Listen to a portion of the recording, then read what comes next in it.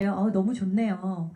여러분들 좀 통일하고 북한 이슈에 관심이 많으시다고 들었고요. 저는 사실 관심이 1도 없는 사람이었는데 앞에도 잠깐 나오지만 어떤 산후 우울증, 아이에 대한 불안증도 있고 이제 그랬었는데 그때 제가 그것을 극복하기 위해서 이제 장편 영화를 만드는 과정에서 이 아이에 대한 북한 전쟁과에 대한 그 어떤 자료를 보게 됐어요. 그리고 하나님께 소재를 찾게 해달라는 기도도 있었고 그 기도에 대한 응답이기도 했고요. 또 그 과정에서 처음에 나왔던 그 꽃제비, 북한 꽃제비들의 영상을 또 우연히 보게 됐고, 이런 우연의 우연, 사실 우연이 아니라 하나님이 맞추시는 퍼즐 조각들인데 이런 것들이 하나둘씩 맞기 시작하면서 되게 운명적으로 만들게 된 영화예요. 저는 뭐 배우로서 20년 동안 활동을 했기 때문에 사실은 북한 문제나 통일의 이슈에 전혀 일도 관심이 없던 제가 하나님이 원하시는 작품을 만들겠습니다 하고 기도하면서 소재를 찾게 해달라는 기도를 드렸을 때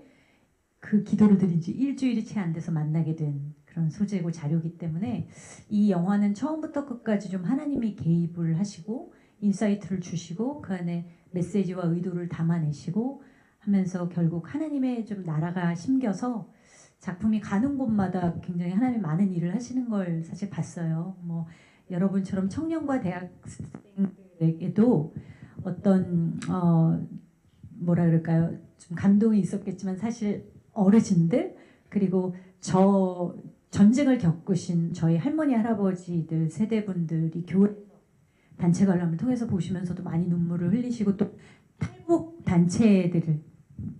탈북민 단체들이 또 거의 대부분 영화를 보면서 사실 제가 제일 두려워했던 부분인데 어떻게 우리 탈북 청소년들 청년들은 이 영화를 볼까. 근데 어쨌든 마지막이 힐링하고 희망으로 끝나기 때문에 많은 또 힐링과 치유가 됐다는 그런 공연 후기도 들을 수 있었고요.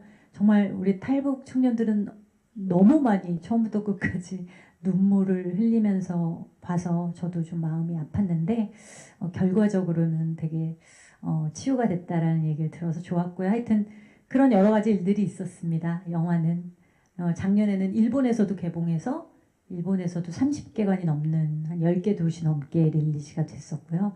이제 가는 곳마다 좀 하나님이 일하시는 그런 작품이 됐던 것 같아요. 가장 중요한 제가 하고 싶은 말은 하나님이 사실은 공동 창작자로서 참여하셨고 동역해 주셨다는 거. 그 작품의 어떤 기독교적인 세계관을 실어서 담는 것과 하나님이 개입하시는 건 전혀 다른 문제다는 거죠.